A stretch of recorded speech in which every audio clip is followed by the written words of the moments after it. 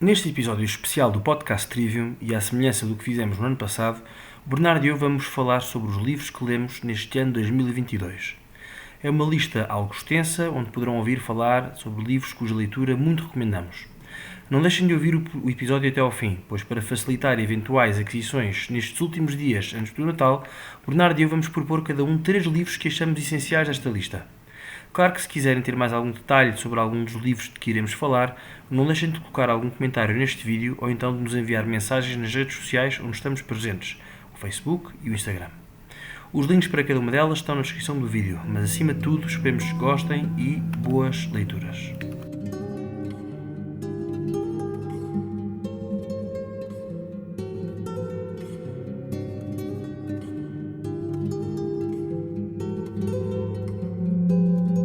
Olá a todos e bem-vindos a mais um podcast Trivium, onde dois jovens falam sobre a sua procura por aquilo que é bom, belo e verdadeiro. O meu nome é Vasco e comigo, como sempre, está o Bernardo. Bernardo, temos hoje mais um episódio sobre livros, uma lista de livros, neste caso livros que lemos neste ano de 2022. Já tínhamos feito isto no ano passado, e é um episódio que de alguma forma responde àquele episódio que gravámos no início deste ano, sobre os livros que nos propunhamos a ler durante este ano. Os 10 livros, não é? Cada um, que nos propunhamos ler. E pronto, sabemos que é um episódio que os nossos ouvintes tipicamente gostam, porque tipicamente quem nos ouve também gosta de ler, e, e pronto, e a nós também nos diverte, porque é bom recapitular um bocadinho aquilo que lemos. Eu quando fui ver a lista de livros pensei, nem me lembrava que tinha lido este livro, mas pronto, ou melhor, que tinha lido este livro este ano, por isso também para nós é divertido.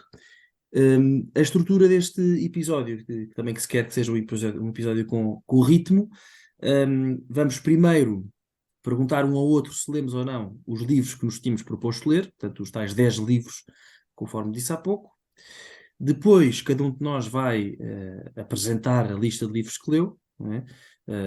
Enfim, faremos eventualmente um breve comentário a cada livro, não poderá ser nada de muito extenso, caso contrário, não saímos daqui. E depois, no final, vamos eleger o top 3. Cada um elegerá o seu top 3 de livros para este ano. Pronto. Também convém dizer que estamos aqui a fazer um. Enfim, não é um esforço, mas estamos propositadamente a lançar este episódio antes do Natal ou antes desta quadra natalícia que se aproxima, também para aqueles que ainda estiverem a pensar num presente de última hora, tipicamente são todos os presentes. Talvez haja aqui alguma recomendação de um bom livro para, para que ainda possam comprar e oferecer a quem acharem que têm que oferecer. Bernardo, diz alguma coisa, pá. Alguma coisa, pá. Alguma Pronto, coisa, pá. ótimo, ótimo. Então podemos começar já. Bernardo, a minha primeira pergunta é: leste ou não leste os 10 livros que tinhas prometido aos nossos ouvintes que ias ler? Eu acho que a minha primeira resposta é um redondíssimo não. Um redondíssimo não. Eh, ou seja, não é que não tenha lido os 10 livros, li 10 livros, não foram, foi exatamente os 10. Ou seja, li 60% dos 10 que tinha comprometido no, quando fizemos o episódio no início do ano. Isto aconteceu por vários motivos, pronto, foi um ano assim um bocado atípico, mudei de trabalho, mas o teu ainda foi mais atípico que o meu, certamente, e portanto isto aqui não é desculpa. Já aqui antecipando qual é que é a tua resposta à pergunta, mas não só mudei de trabalho, estamos à espera de mais um filho, neste caso uma filha, e Parabéns. depois também, obrigado Vasco, obrigado ouvintes, e depois também, além disso, coincidiu, foi o ano em que morreu o Padre João Seabra, e tendo acontecido isso, eh, tirei um bocado o propósito, ou comprometi-me também comigo próprio a ler dois ou três livros do Padre João, ou sobre o Padre João, mais sobre o Padre João do que do Padre João, e por isso isto alterou aqui um bocadinho a lista inicial. Mas já lá vamos. Agora diz-me tu, Vasco, qual é que é aqui o teu grau de leitura, qual é que é a percentagem de sucesso na tua lista? Tendo presente que ainda faltam 15 dias Estou aqui a revelar alguns segredos, mas faltam 15 dias até ao final do ano. Posso dizer que o meu grau de sucesso é de 94%. Portanto, estou neste momento e espero, quando acabar até ao final do ano, enfim, se não for até ao final do ano, há de ser até aos primeiros dias de janeiro, estou a acabar o 10º livro que me tinha proposto ler. Não Mas li só 10, como é li que. mais. Oh, Vasco, como é que pode ser 94% se são 10 livros? Leste 1,4, leste 0,4 de um livro? Ai Como não, é que desculpa, isso pode ser? agora fiz mal, sim, exatamente.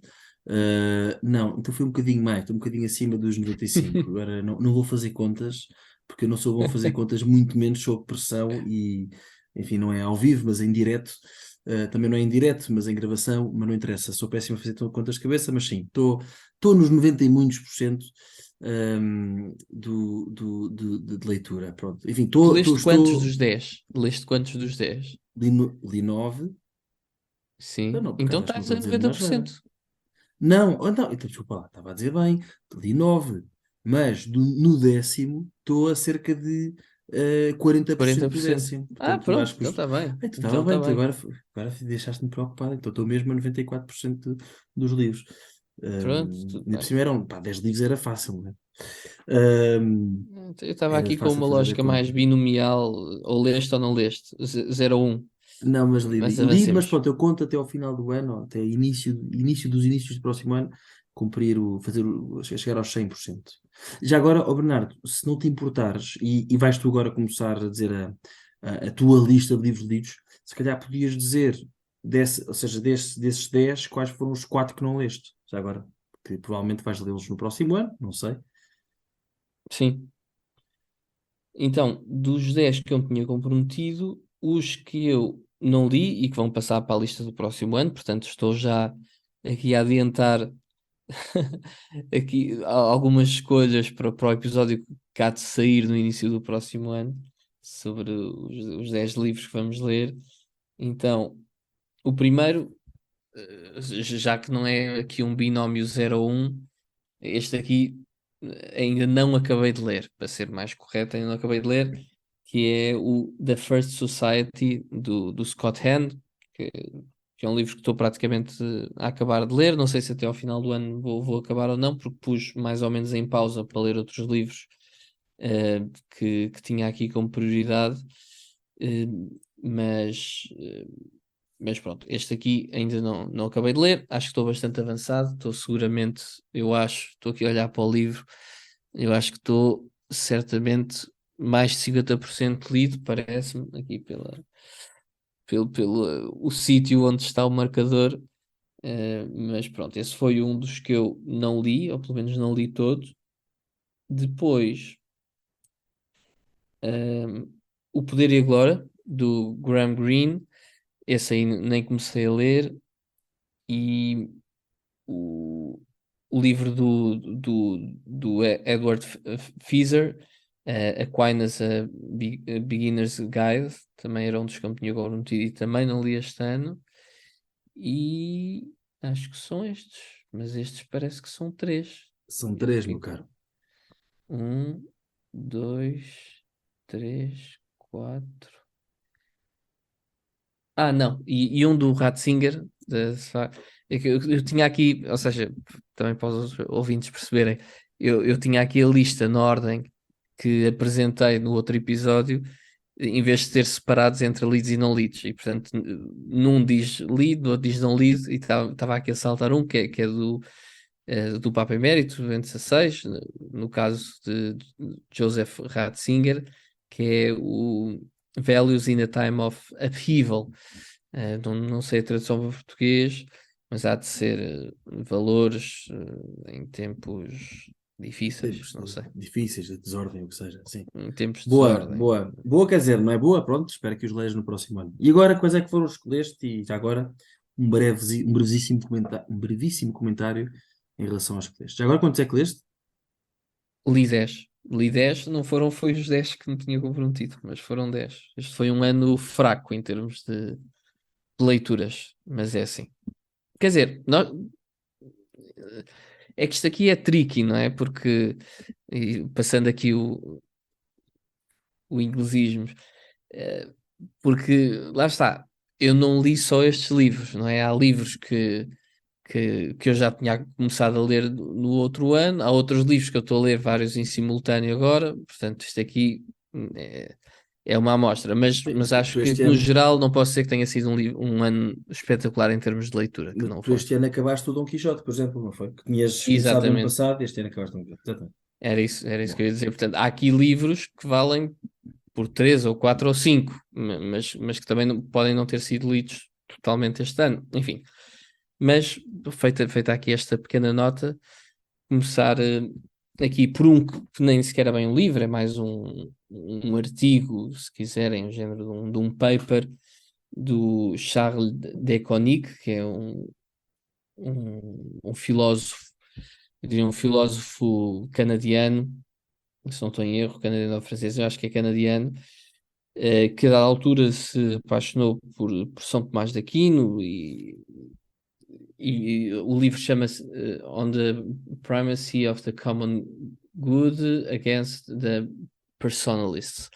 Então, na altura ali do pós-guerra, houve um debate que eu acho que está tudo menos acabado, mas que na altura ficou mais ou menos encerrado, sobre a questão do bem comum e a questão do personalismo, e acabou por ganhar claramente aqui a via personalista, que é uma extraordinária via, mas um personalismo mal entendido, pronto, é um bocado a crítica que ele faz aqui, um personalismo mal entendido pode levar aqui a riscos também grandes, não é? Porque lá está, o que acontece no pós-Segunda Guerra e depois das ditaduras, dos regimes totalitários ou autoritários, pelo menos, surgiu aqui uma questão sobre o papel do Estado, não é? Surge aqui o papel do Estado e qual é que é a prioridade da política, qual é que é o fim da política, não é? Então a discussão surgiu entre se era a pessoa, ou o bem comum, não é? Claro que o bem comum, bem entendido, não vai contra a pessoa, não é? Mas esta ideia de que o bem comum é superior ao bem particular, enfim, já estou a entrar aqui numa discussão que é filosófica e se for fazer isto em todos os livros não vai dar. Mas surge no contexto desta discussão. Pronto, e basicamente vem-nos alertar para os perigos que me parecem que foi profético, porque de facto se verifica, de uma visão personalista da sociedade, que bem entendida, como eu já tinha dito, é muito boa, na linha daquilo que defendeu o próprio São João Paulo II, mas muitos pensadores daquela época, um, mas mal entendido, que foi depois o que aconteceu, acaba por degenerar em individualismo, que é o que nós parece-me estamos a viver hoje em dia. Foi um aviso que ele fez e parece-me que tem razão, e a verdade é que hoje em dia não se ouve ninguém falar de bem comum, e quando se fala de bem comum é um entendimento superficial e mais do que superficial, é erróneo daquilo que é verdadeiramente o bem comum. Muitas vezes é entendido como a soma dos bens particulares, que não é o caso, ou o maior, quase que uma visão aritmética daquilo que é a soma dos desejos, dos caprichos, aquilo o melhor para o maior número, e tudo isto são entendimentos incorretos e errados de bem comum, pronto, que derivam aqui de outras correntes ideológicas, e é uma análise que eu acho que é interessante, e acho que é muito importante voltar-se a falar do bem comum, voltar a ter um entendimento mais profundo do bem comum, e este artigo eu acho que é um bom primeiro passo. Dito isto, para além de ser, apesar de ser um bom primeiro passo, acho que também é uma linguagem filosófica complicada. Não minto e mentiria se dissesse que é um artigo fácil de ler. É um artigo técnico e eu acho que é mais ou menos complicado de ler. Eu li o artigo e não só li o artigo, como ouvi podcasts e li outros artigos de opinião sobre esta temática para conseguir perceber melhor o que o autor estava ali a dizer. Pronto, sobre o primado do bem comum contra os personalistas. Pronto. Charles de Konig. Está Bernardo, disponível gratuitamente na ah, internet, é um era PDF. isso que eu ia perguntar. Se Desculpa, estaria disponível? utilizei os meus poderes de leitura de mente, eu sei que Sim, só devemos utilizar estes poderes para o bem. tens razão. Pronto, o da First Society não vou comentar agora, já fiz uma breve apresentação no início do ano e também ainda não acabei de ler. Outro livro que li este ano, e este aqui queria muito gravar um episódio, aliás, eu acho que eu até já temos aqui uma estrutura de episódio pensada engraçada, que é O Admirável Mundo Novo, do Huxley.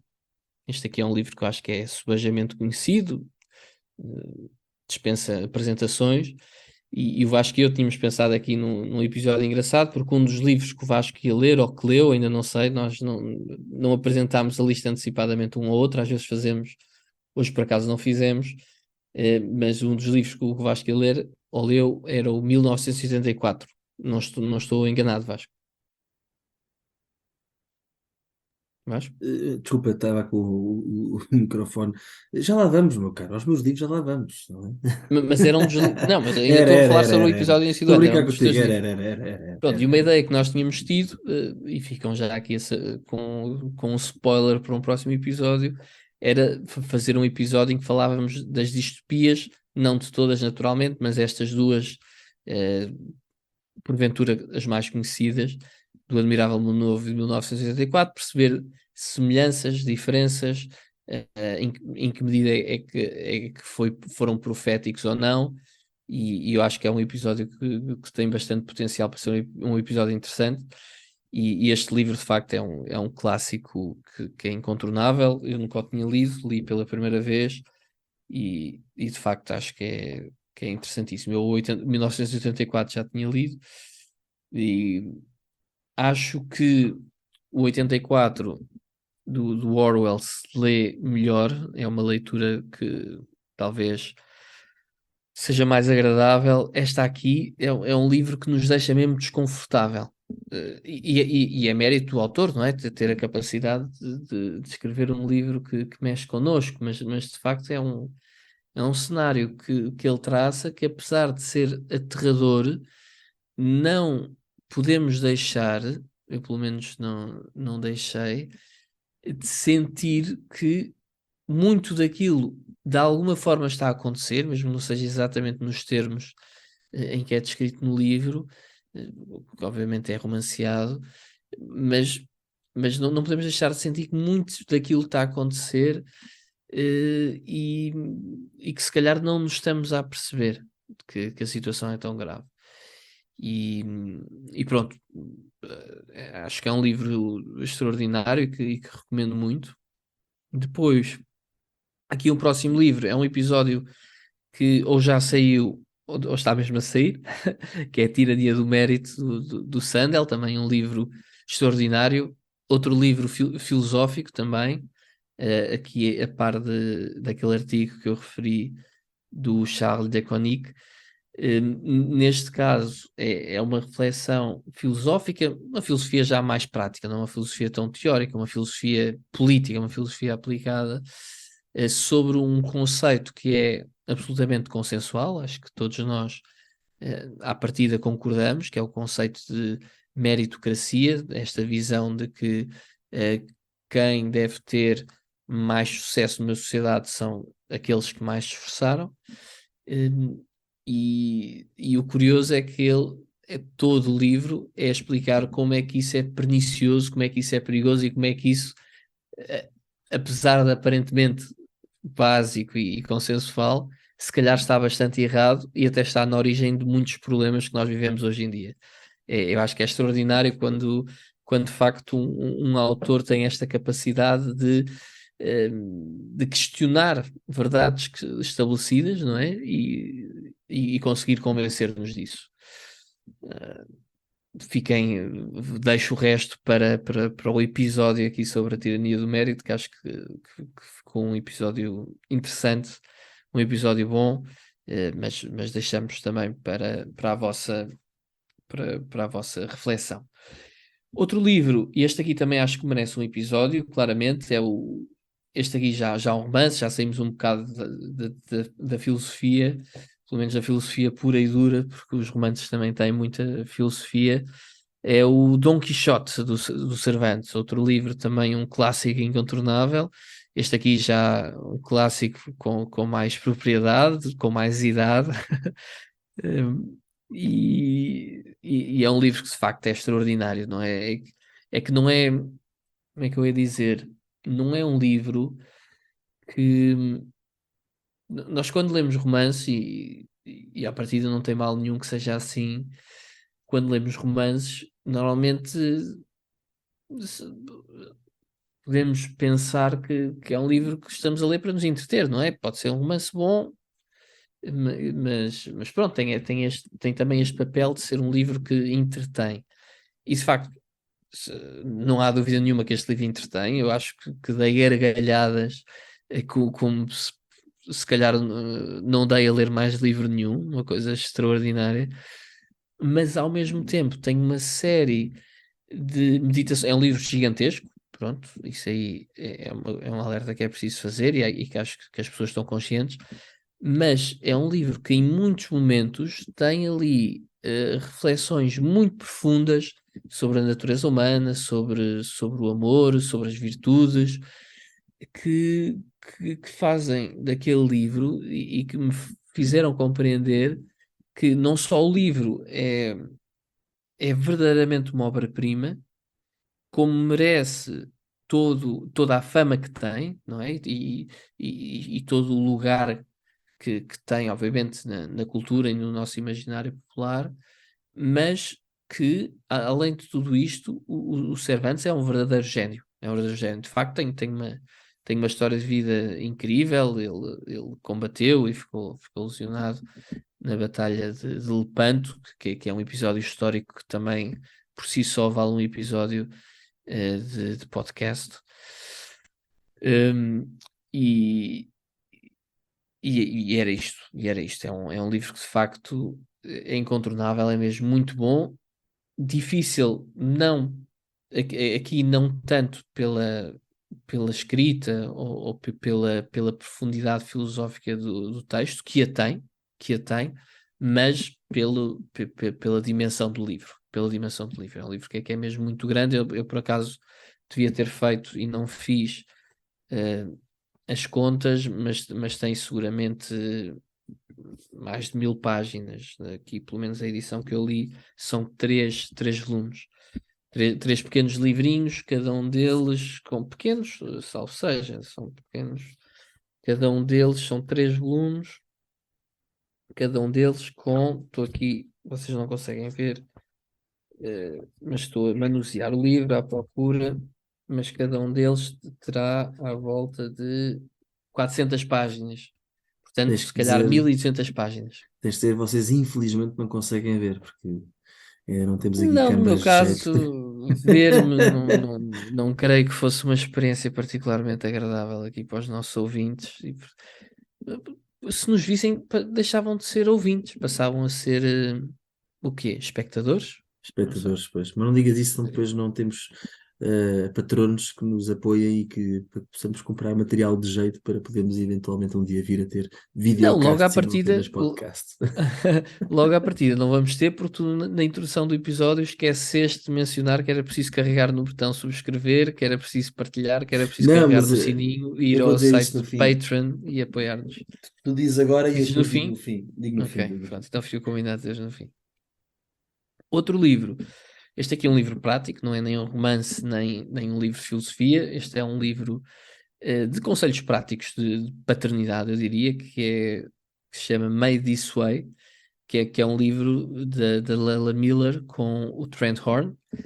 O Trent Horn eu acho que é bastante conhecido, um apologeta do Catholic Answers, que é um instituto nos Estados Unidos que se dedica precisamente a isto, à apologética, à evangelização. Tem feito um trabalho de facto extraordinário na difusão do catolicismo e na defesa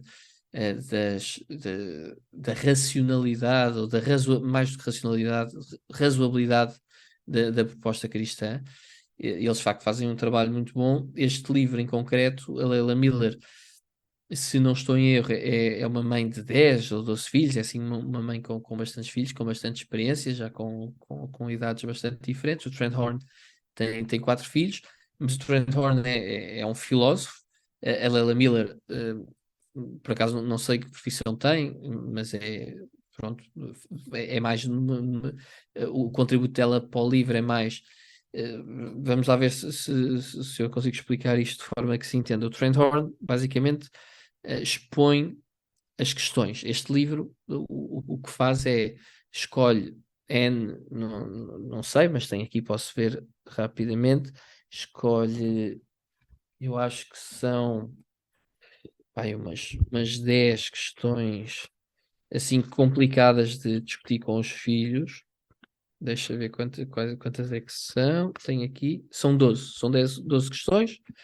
Um, e o que me parece é que, e para cada uma das questões, eu tenho uma exposição teórica daquilo que é a doutrina católica, ou aquilo que a lei natural diz sobre cada uma destas questões, e depois tem como explicar isto a filhos pequenos e como explicar isto a filhos grandes, entenda-se, adolescentes, já se calhar ali dos 17 anos ou 18 anos para cima, ou se calhar a partir dos 16, não sei, isto aqui depois cada pai saberá melhor. E então quais é que são os temas que são abordados? Sexo fora do casamento, o chamado casamento homossexual, o tema do divórcio, contracepção, aborto, tecnologias reprodutivas, PMA, etc. Depois a questão da modéstia, que eu acho que é uma questão que apesar de importante, é uma questão que é bastante difícil de discutir com os filhos, principalmente com as filhas, que é onde este tema se coloca mais, apesar de naturalmente ser uma questão que é tanto para os filhos como para as filhas e para os pais também, naturalmente. Depois a pornografia, e este aqui acaba por ser um bocadinho pobre face àquilo que, que o Vasco sabe sobre o tema, portanto, se ele lesse aqui este capítulo, se calhar acharia que tem mais insights a dar do que aqui o livro. Depois a questão do transgénero e a questão da homossexualidade. Pronto. Até São, parece mal dizer isso, ó Bernardo. não, estou a brincar. O livro está extraordinário, recomendo totalmente. Estava aqui só a gabar o Vasco, que também merece. Olha, e até vos encaminho quem tiver interesse sobre esta questão, que, que é uma verdadeira pandemia, uma verdadeira droga nos dias de hoje. Recomendo que vão ouvir uma entrevista que o Vasco tem aí online, acho que é à Rádio Maria, precisamente sobre este tópico, e que está absolutamente extraordinário. Também recomendo aqui como não uma leitura, mas como uma escuta também bastante edificante, eu diria. Mais um livro. Ó Vasco, e tu, se quiseres, vai interrompendo, porque senão isto aqui parece uma palestra, parece um monólogo, e as pessoas já estão fartas de me ouvir falar sobre livros. E não é que não seja uma palestra, na verdade. É Uma uma belíssima palestra. palestra. Outro livro que também gostei de ler é de Carol Wojtyla, do São João Paulo II. É um livro que se chama Cristo, a Igreja e o Mundo. Basicamente são um conjunto de manuscritos que foram encontrados.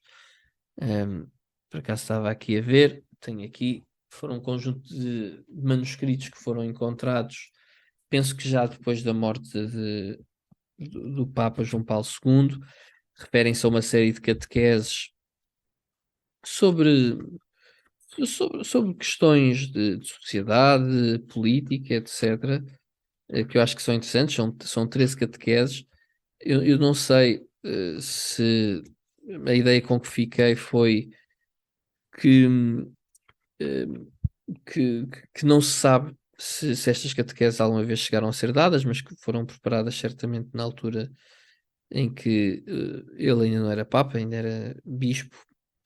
E pronto, são uma série de reflexões bastante interessantes. Eu posso-vos contar aqui quais é que são os tópicos de cada uma delas, eh, mas é um livro interessante que está editado pelo Lucerna, eu penso que é relativamente recente.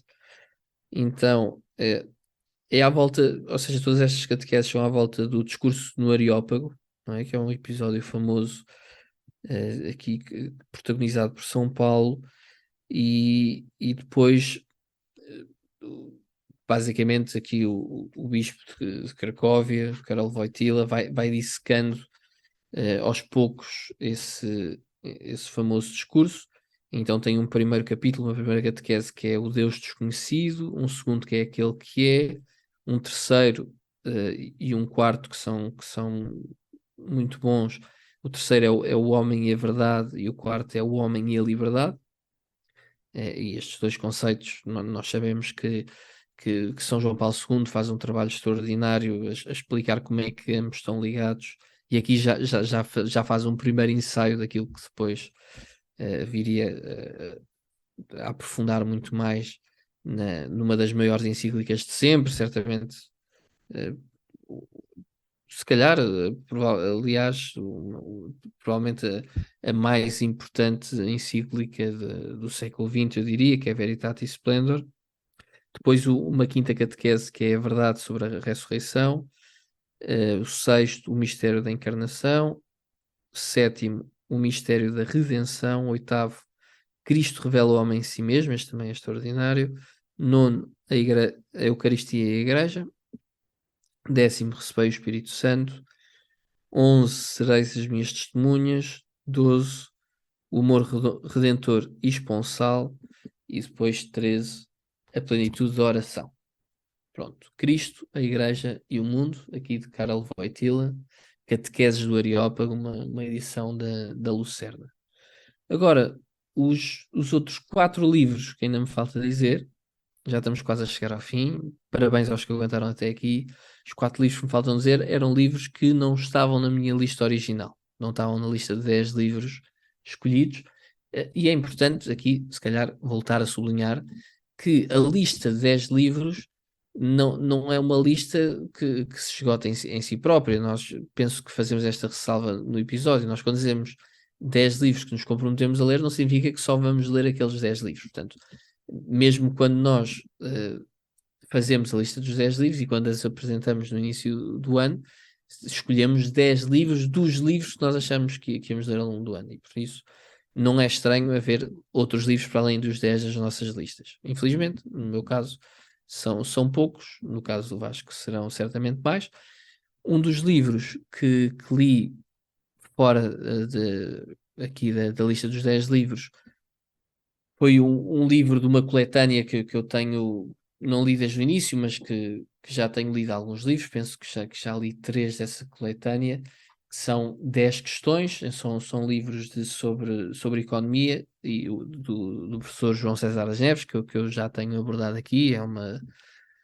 Não só foi certamente o professor que mais me marcou ao longo da minha curta passagem pelo mundo universitário, mas é uma pessoa que eu considero mais do que um extraordinário professor, um extraordinário académico, considero uma referência humana, enfim, não só por aquilo que ele é, pela sua forma de ser, mas também pelos conhecimentos e pela abrangência dos conhecimentos que tem. Enfim, é um grande especialista em São Tomás de Aquino, sabe imenso de filosofia, sabe falar tão bem das curvas de Laffer e da cruz marshalliana, como sabe falar de silogismos metafísicos, como sabe falar de ética, como sabe dar uma catequese extraordinária. É um homem verdadeiramente muito completo e que para mim é certamente uma referência. Ele tem esta coletânea de livros que chamam As 10 Questões. São livros que ele vai fazendo no fundo, a descrever, a analisar a situação económica no momento em que escreveu o livro. Este aqui são as 10 questões da pandemia. Tem outros que estava aqui a ver se por acaso encontrava. Por exemplo, teve as 10 questões da crise, penso que coincidiu na altura da Troika, as 10 questões do colapso, as 10 questões da recuperação e as 10 questões do interlúdio. Pronto, e depois saiu este, que é as 10 questões da pandemia. em que basicamente ele seleciona 10 perguntas económicas e responde com uma série de dados, com uma série de gráficos, e aí eu acho que é uma boa coleção. Pronto, para quem obviamente tem algum interesse por economia. Neste caso, as perguntas, só a título ilustrativo, são: qual a dimensão da crise, de onde veio isto, como classificar esta crise, lá está, se é uma crise da oferta, se é uma crise da procura na altura, como é que isto se trata, como reagiu a nossa economia, que efeitos teve no equilíbrio financeiro, se funcionaram ou não as políticas, que é uma discussão também interessante, quanto sofreu a sociedade, que efeitos poderá ter a pandemia no desenvolvimento e que futuro para Portugal. Pronto, e cada uma destas perguntas é um capítulo inteiro. Isto é um livro ainda com algumas páginas, tem quase 200, tem 260 páginas, se calhar 263, estava aqui a ver.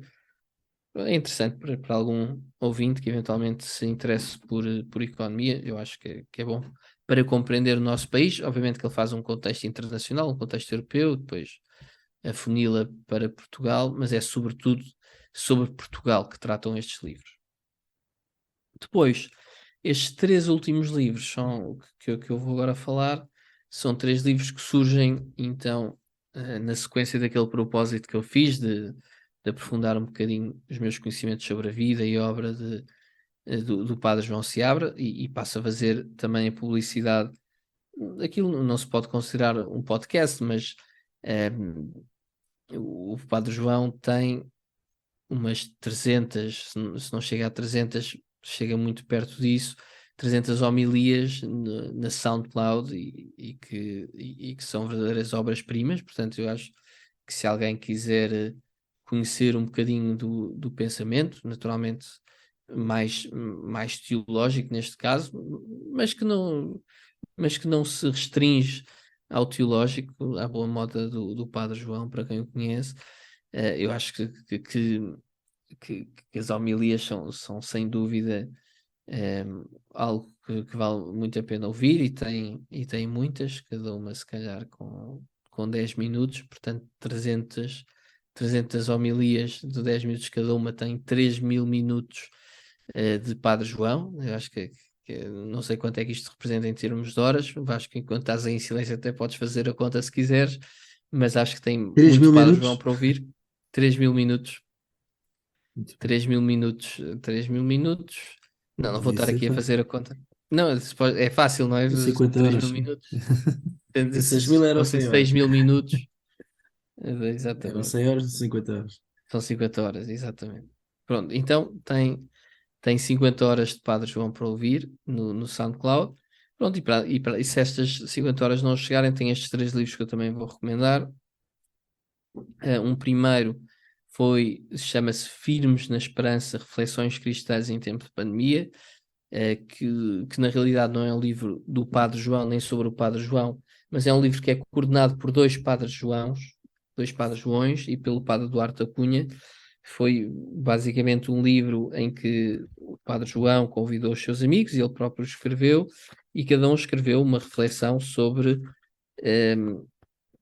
Lá está, quer dizer, nós como cristãos, e acho que não é necessário ser cristão para ter esta atitude, mas como cristãos temos de a ter, de não olhar para a realidade como um conjunto mais ou menos desconexo de acasos, não é? Olhar para a realidade, olhar para aquilo que nos acontece, neste caso olhar para a pandemia, que é um tema que certamente é aborrecido, mas que era bastante atual ainda no início deste ano, e perceber o que é que nós aprendemos com isto, o que é que isto trouxe à minha vida, em que é que isto me provoca, a que é que isto me convoca, eh, o, o que é que eu aprendi com isto, não é? Ao fim e ao cabo.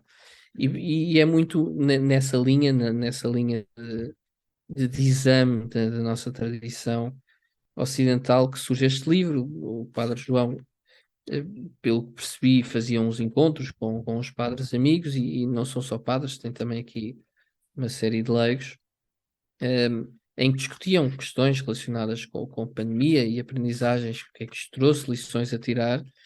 e depois transformaram essas reflexões em livro. Pronto, e, portanto, cada capítulo é uma reflexão.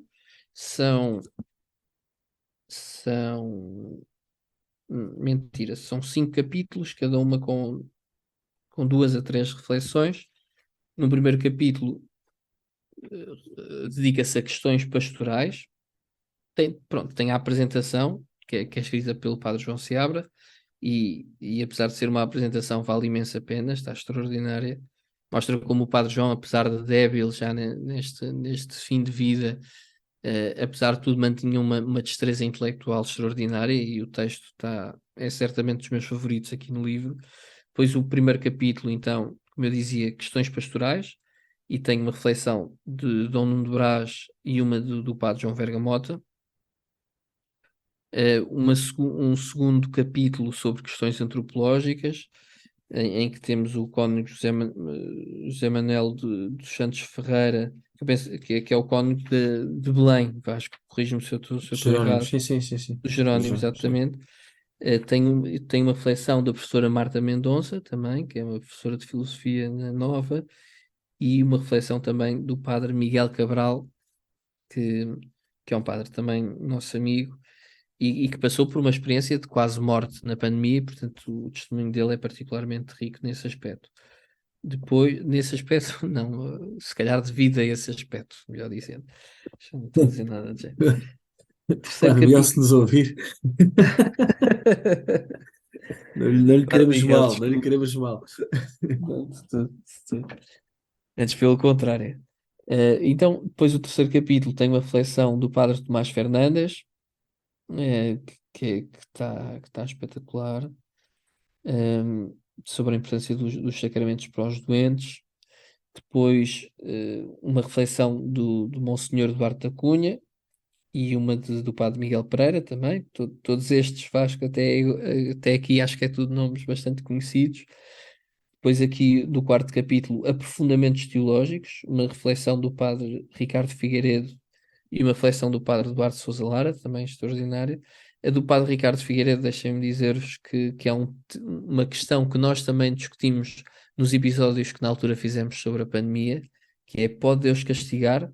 Teologia da História, Misericórdia de Deus, Mundo e Natureza. Portanto, é uma reflexão que eu acho que é de um tema que foi bastante discutido na altura. Depois, o quinto capítulo é sobre fé e questões sociais, e tem aqui uma isto não é bem uma reflexão, é também uma reflexão, mas no fundo um testemunho sobre uma iniciativa de caridade, chamemos-lhe assim, que surgiu durante a pandemia, que foi o Convidas, em que basicamente um grupo grande de jovens se organizou e foram visitar uma série de lares de idosos na altura em que não se podia entrar nem sair, então eles iam para lá todos mascarados, não eram mascarados, iam com aqueles equipamentos de proteção, todos, tipo astronautas, e Chamados foram EPIs, Bernardo, ficas a os ver, os EPIs, EPIs. os, Equipamento de famo- Proteção Individual. os famosos EPIs. Diz-me aqui o Vasco trabalha para uma seguradora e portanto está muito ligado ao ramo da saúde, o Vasco. Mas é os EPIs, lá está, que as seguradoras tipicamente não cobrem. Vasco, deixa-me mandar-te aqui também esta nota lateral. Mas os EPI e os hospitais continuam a cobrar às vezes. Enfim, mas isso são outras questões. Mas isto para dizer que foi um movimento que se criou extraordinário, em que de facto havia idosos, alguns deles em fim de vida, e que estavam completamente isolados da família naquela fase mais grave da pandemia. Ele fala aqui deste projeto que foi, no fundo, levar humanidade, levar vida a essas pessoas, levar carinho, levar atenção. Foi um projeto extraordinário. E depois tem uma reflexão também sobre a educação da professora Isabel Almeida Brito, que é reitora do Colégio São Tomás, e uma reflexão também do professor João César das Neves, que ainda há pouco falei, e que por isso também só pode ser boa. E é. Este aqui então é o Firmes na Esperança, Reflexões Cristãs em Tempo de Pandemia, que é um livro da Princípia, da Lucerna também. É mesmo, Lucerna faz parte da Princípia. Depois, os dois últimos livros, estes sim, sobre o Padre João Seabra. Um deles é o é uma citação do Padre João, que é: Não sou dono da verdade, mas sou possuído por ela. É um livro que é coordenado pelo Zé Maria Seabra Duque e pelo António Maria Pinheiro Torres. Tem o prefácio de Dom Manuel Clemente e o prefácio do Cônego Armando Duarte, e que são aqui um conjunto de testemunhas de muitas pessoas cuja vida se cruzou com o Padre João, e nas quais o Padre João de facto teve aqui um papel absolutamente decisivo eh, na sua conversão, no seu aprofundamento da fé, na forma como olhavam para o mundo. E tem aqui pessoas, sei lá, quer dizer, se calhar improváveis, para quem não conhece naturalmente: o Pedro Santana Lopes, uma Zita Seabra, sei lá, assim, para falar de pessoas mais conhecidas. Não sei, mesmo muitas pessoas, o padre Francisco Mota, por exemplo, que é um padre jesuíta, a Ana e o Henrique Mota, o Jaime Nogueira Pinto, muitas pessoas, muitas delas conhecidas, outras menos, mas que de facto, o Marcelo Rebelo de Sousa, quer dizer, pessoas, por falar em pessoas conhecidas, é certamente uma das mais, seguramente. Professor Manuel Bagra Cruz, Dom Duarte Bragança, enfim, testemunhos de muitas pessoas a quem a vida, o testemunho, o apostolado do Padre João de facto tocaram de alguma forma, e que partilham aqui, de forma naturalmente resumida, aquilo que foi esse encontro com o Padre João, e que é extraordinário. E, para finalizar, este último livro chama-se mesmo João se abre à sua maneira. É uma biografia que o Zé Luís Ramos Pinheiro e a Raquel Abcacis fizeram sobre o Padre João, uma boa biografia aqui com uma secção de fotografias, uma biografia com 360 páginas, quase 400. Está muito bem feita, recomendo muito, e que acompanha aqui o Padre João desde os primeiros anos da sua vida, desde criança. Eh, e é um livro que também gostei muito de ler, porque se no outro livro temos, se calhar, o impacto que esta vida teve, neste aqui temos a descrição da vida, não é? Ao fim e ao cabo, como é que tudo isto está ligado, e onde começa, e de onde vem. Por isso, acho que lá está, foram duas obras que eu gostei mesmo muito de ler, e fiquei bastante feliz por ter feito aqui este propósito neste ano. É isto, Vasco. Já falei demasiado. Diz-me tu, que livros é que não leste? Já percebemos que leste todos, e que e quais é que leste a mais? E fala-nos brevemente. Vasco, eu peço, por favor, mais brevemente do que eu falei. Mais Eu vou brevemente do que eu tentar, falei, eu vou porque, tentar. porque eu recordo, eu estou a falar de 10 livros. Eu não sei quantos é que vais falar, mas aposto se calhar nos 20 ou 30. Por isso, Entre os Vasco, 20 e olha, os o palco é 30. teu. São 27 livros, obrigado, Bernardo. E obrigado também pela tua exposição. E obrigado, e os teus livros são, de facto, todos soam interessantes. Dois deles são tão interessantes que eu também os li este ano, mas já lá vamos. Mas vou ser aqui comedido e vou passar um bocadinho mais rápido. Eu dividi isto aqui em três grupos. O primeiro grupo é assim, a literatura mais espiritual. O segundo grupo é um grupo que tem assim, uma espécie de unidade temática. E o terceiro grupo são os outros. Pronto, começando então aqui pelos espirituais. O primeiro chama-se As Maravilhas de Deus na Vida e no Apostolado de Sílvia Cardoso. Sílvia Cardoso é enfim, é portuguesa, uma portuguesa que viveu entre 1882 e 1950 e é uma venerável serva de Deus. Foi proclamada pelo Papa Francisco venerável serva de Deus. Isto significa que para quem não estiver a par, é o passo antes da beatificação. Portanto, a partida, se houver algum milagre, cuja intercessão seja atribuída a esta Sílvia Cardoso, poderá eventualmente ser beatificada. E é uma personagem muito interessante, foi uma grande apóstola. Eu não o conhecia de todo, e quando vi o livro é das Paulinas, vi-o em promoção. Eu gosto sempre de comprar assim coisas sim, em que vou um bocadinho à procura, é um bocadinho que não conheço, vi em promoção, achei interessante e li este ano. E, de facto, é um testemunho notável de uma mulher santa, uma fé que, tu, ao que enfim, que parece ser de facto inquebrantável, assim, algo mística também, do género, aquelas pessoas que a história, isto o escritor, não é?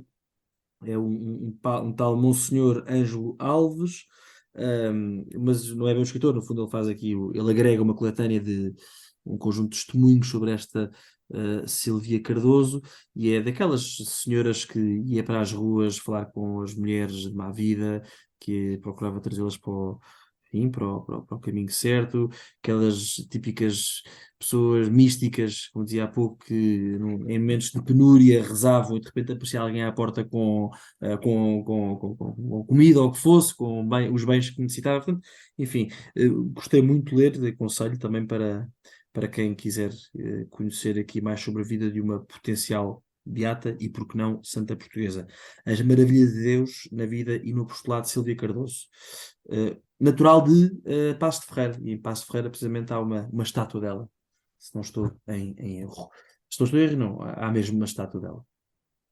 O segundo livro, acabaste de falar sobre ele, João Seabra, à sua maneira, portanto, esta biografia, os autores dizem que isto também é uma biografia, é um retrato da vida de São João, saiu de São João Seabra, Deus assim Deus tal o permita, mas enfim, não querendo aqui dizer muito mais daquilo que disseste, acho que é muito interessante também do ponto de vista histórico, da Histórico. história recente da É, Igreja, completamente. enfim, sobretudo da Igreja de Lisboa, Da do Igreja Bernardo e eu Portuguesa somos e portuguesa de e Lisboa mais, em particular. exatamente, mais concretamente do Patriarcado de Lisboa, portanto o Bernardo e eu somos, para todos os efeitos, diocesanos aqui de Lisboa e de facto perceber o que é a Igreja de Lisboa, sobretudo desde os anos 70, não é? Portanto, o Padre João Seabra, para quem não sabe, entra para o seminário numa altura em que este tinha sido, enfim, passou de 100 seminaristas para 15, ou uma coisa assim, portanto, ou seja, houve uma desertificação, não é? Depois do concílio, numa altura de muita confusão, mais 68, e depois em Portugal ainda com toda a questão da Revolução de 74, não é? Foram períodos muito conturbados para a Igreja, para a fé dos portugueses, e é neste contexto tão difícil de uma fé que parece esmorecer brutalmente, é um homem que entra para o seminário enfim, e que, graças a Deus, e é muito engraçado que este livro, apesar de ser escrito por de alguma forma, dois discípulos do Padre João, não se inibe de dizer que o padre João Seabra tinha, de facto, um temperamento que podia, para alguns, ser complicado, não é? E é muito engraçado as histórias que se contam e pronto, como este homem entrou para o seminário e foi um autêntico tornado, e depois enquanto padre e todas as iniciativas e todo o percurso dele, muito interessante, as equipas de casais, as equipas de jovens, a Capelina da Católica, o movimento do CL, as marchas pela vida, e uma das coisas que a mim que me tocou particularmente é perceber como ele funcionava como um impulsionador dos movimentos, não é? Ou seja, apesar de ser uma pessoa que tinha uma personalidade muito forte, não é? E que dava nas vistas, ainda assim ele sabia, como é que eu ia dizer, Desaparecer, não é? desaparecer Criava a coisa e depois tal e qual, tal e ia à qual. sua vida. E foi Exatamente, assim em portanto, tantos exemplos, foi assim em tantos porque exemplos. sempre Aqueles movimentos da capelania, as exatamente. equipas de jovens, Nossa Senhora, de casais também. Por acaso, se forem jovens, ou foi este de casais? Ou foram as duas? Creio que foi O as que ele duas. teve na fundação Pelas mesmo duas foi as razões. jovens, foi as jovens. As casais já As existiam, jovens, obviamente, mas, já existiam. mas as jovens é que ele ajuda a fundar em Portugal. Que é uma realidade que, apesar de nascer em França, depois ganha a forma atual das equipas de jovens no mundo É cá. inteiro, é a portuguesa, curiosamente. Também Uh, escutamos mas, do Sairef, o CL, sim, dos enfim, Carraças são tantas, também, tantas sim, coisas. sim, sim. E a Engacel está na origem, mas podias-te pensar que uma pessoa com o temperamento dele, não é? Podia, se fosse uma pessoa do mundo, coisa que ele não era, mas uma pessoa do mundo, talvez que se quisesse apropriar desses sucessos todos, não é? Apostólicos, mas ele não, pronto, ele estava lá no início, dava a ideia, provocava, como disseste há pouco e bem, não é? Provocava nos outros ou seja, pronto, o talento dos outros e depois desaparecia. Mas pronto, gostei imenso recomendamos mesmo este livro. João Seabra à sua maneira da Dom Quixote. Da Dom Quixote. Mais do que livros, recomendamos o Padre João Seabra, eu acho. Sim, sim, sim, tal Porque e de qual, tal e facto, qual, se há tal e coisa qual. que eu acho que, enfim, isto dava para estarmos aqui a falar bastante tempo, mas se eu puder pôr numa frase aquilo que eu tiro, que tudo espremido que eu tiro desta biografia, é que é uma vida totalmente entregue aos outros, não é? Se tu reparares, não há nada nesta vida que seja feita para ele, é sempre tudo feito para os outros e é o ideal evangélico, é isso mesmo que é pedido a todos nós, mas na vida do Padre João Seabra isso está, eh, se- não sei, está completamente patente, não é? Não sei se sentiste a mesma coisa ao ler o. E tá patente, Bernardo, sobretudo da forma como ele terminou a sua vida, não é? Para quem não sabe, ele terminou a vida com Parkinson, portanto, e já sem poder comunicar, ele que era um orador brilhante, não é? E lá está, o Bernardo fez referência aos 3.000 minutos de homilias que estão disponíveis no SoundCloud, ele que era um orador brilhante, no final da vida estava, e à sua maneira era uma figura imponente, não é? Terminou a vida numa cadeira de rodas e sem poder, enfim, falar, embora estivesse totalmente lúcido, não é? Mas também essa abnegação no final da vida, essa entrega total, esse ser totalmente de Cristo, na verdade, não é? E ser totalmente de Cristo significa saber dizer, faz de mim aquilo que quiseres, não é? E se eu soube falar muito bem a vida, e se quiseres que eu no final da vida não possa falar, assim seja. De facto, é muito bonito. Eu digo isto, digo sem problemas. E a ti também, provavelmente, a quem o pai do João uma vez ou mais uma vez me disse: Vasco, já te confessaste, estás confessado, e fez-me aquele mata-leão, e depois lá me fui confessar, e de facto, tinha aquela paternidade tão bonita de que, pronto, que ele era de facto uma bonita Uhum. imagem de Deus Pai, não é? Mas Deus queira que ele um dia seja um santo da Diocese de Lisboa. Mas avançando, só porque senão nunca mais sai Não, daqui. nunca mais. Se nos fomos a Um, falar disto. Aqui dois livros sobre a família, O primeiro, Todos os Dias da Nossa Vida, de Teresa Power, também das Paulinas. É um livro muito bonito. Aliás, foi a minha mulher que começou a Ah, que ler e que me engraçado, o esse livro, recomendou. pois, a minha mulher também leu esse livro, mas pensei que era um livro Não é, mais de não é o mulheres. primeiro livro que eu li este ano, sugerido pela minha mulher, mas é muito interessante. Teresa Power é portuguesa, casada agora não me lembro se ela é inglesa ou não, Niall Power, mas é uma meditação sobre aquilo que é a vocação ao matrimónio, muito bonita e sustentada de uma forma, diria, muito inteligente e profunda, na Sagrada Escritura. Portanto, recomendo muito, é um livro bastante curto, tem as suas cento e pico, 112, 120 páginas, portanto, lê-se lindamente. E é uma meditação muito bonita, surpreendendo muito pela positiva em relação àquilo que é a vida da família cristã, não é? Cristã e católica. O segundo livro sobre a família é um clássico, do bispo Fulton Sheen, chama-se Three to Get Married, portanto, três para casar. Esta a versão que eu tenho é da Scepter. E é um livro fenomenal. Quer dizer, quando li este livro uma vez mais, quando lemos aqueles ensinamentos da família de São João Paulo II, esses grandes santos, quer dizer, de facto cai por terra totalmente aquele argumento tão estúpido que dizem de que o que é que um padre pode falar, ou um bispo, para todos os efeitos, o que é que um bispo pode falar sobre a vida de casado se ele nunca foi casado. Quer dizer, é de um absurdo, não é? Porque nós esquecemos que os padres, os bispos, levam na sua bagagem, enfim, anos e anos e anos de acompanhamento espiritual a pessoas casadas, não é? Isso depois, e essa riqueza toda que eles têm, porque para todos os efeitos, tu e o Bernardo, obviamente, temos a nossa riqueza, mas a nossa riqueza é a nossa, nós com as nossas mulheres, não é? Mas estes homens levam, têm tanta bagagem espiritual em relação à vida de casados, e este livro é fenomenal, não é? Fenomenal. E o entendimento que Fulton Sheen tem sobre a natureza do matrimónio, a natureza da intimidade, o mistério que é o matrimónio, a maternidade, a paternidade, a maternidade, a paternidade, é fenomenal. Portanto, recomendo muito este Three to Get Married, muito conhecido nos Estados Unidos, não é? Americano, e é um grande livro. Depois um livro muito pequenino, que me veio parar às mãos, que se chama Desafios e Esperança, Histórias da Igreja Católica na China, de um arcebispo emérito de Hong Kong, chamado John Tong. É um livro engraçado, é assim, é um livro no fundo é um livro escrito já há alguns anos, creio que no início no início do milénio, portanto 2003, e é um livro basicamente com algumas histórias concretas dos católicos na China, com vista essencialmente à reconciliação com aquilo que é aquela Igreja Nacional Católica chinesa. Então, é um livro bonito e lá está, desafios e esperanças. Portanto, obviamente ele reconhece que há um grande desafio pela frente naquilo que são as relações com o Partido Comunista e com o Estado chinês, mas também conta aqui algumas histórias de facto de esperança muito bonitas sobre aquilo que é a vida e a formação dos religiosos, das religiosas, dos padres. É interessante, gostei muito.